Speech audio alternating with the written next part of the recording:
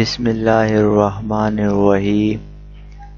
السلام علیکم viewers, channel میں آپ سب کو خوش آمدید۔ آج اردو کے بہت اہم سوالات کے بارے میں پڑھیں گے۔ اردو بیسک گرامر وہ گرامر ہے جو زیادہ تر NTS یا FTS یا ایٹا کے ٹیسٹوں میں آتے ہیں۔ آج وہ بیسک گرامر ہم یہاں پر پڑھائیں گے۔ اردو ٹیسٹ میں اسی طرح کے MCQs آتے ہیں کہ معنی کے لحاظ سے اسم کی ڈیش اقسام ہے۔ تو اسم کی دو اقسام ہے، ایک ہے اسم معرفہ اور دوسرا ہے اسم نکرہ۔ اسم معرفہ کو ڈیش بھی کہتے ہیں، اسم معرفہ کو اسم خاص بھی کہتے ہیں، اسم نکرہ کو اسم عام بھی کہتے ہیں۔ کسی خاص چیز، جگہ یا شخص کے نام کو ڈیش کہتے ہیں۔ کسی خاص چیز، جگہ یا شخص کے نام کو اسم معرفہ کہتے ہیں، اور کسی عام چیز، جگہ یا عام شخص کے نام کو اسم نکرہ کہتے ہیں۔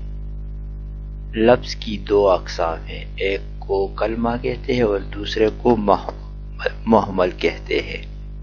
بامعنی لفظ کو کلمہ کہلاتا ہے اور بے معنی لفظ کو محمل کہتے ہیں۔ اردو میں گرامر کو قواعد کہتے ہیں۔ نحو میں جملے یا فقرے پر بحث ہوتی ہے۔ جنس کے لحاظ سے اسم کی ڈیش اقسام ہے۔ جنس کے لحاظ سے اسم کی دو اقسام ہیں۔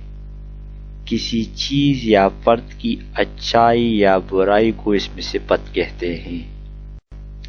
جس چیز کی صفت کی جائے اسے موصوف کہتے ہیں۔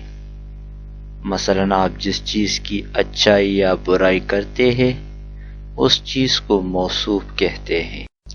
جیسے نیلا آسمان، نیلا صفت ہے اور آسمان موصوف ہے۔ تعداد کے لحاظ سے اسم کی ڈیش اقسام ہے۔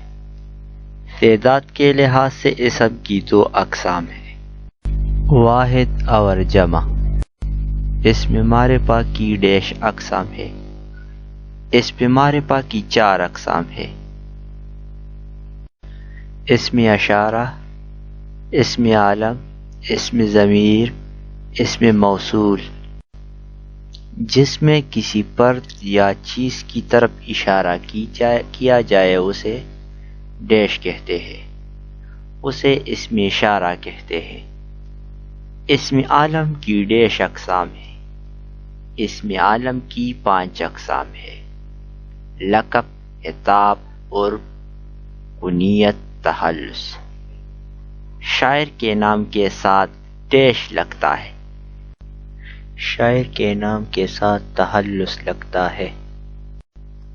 اگر ویڈیو پسند آئی ہے تو ویڈیو کو سبسکرائب کریں، لائک کریں اور بیل آئیکن کو دبائیے۔ شکریہ۔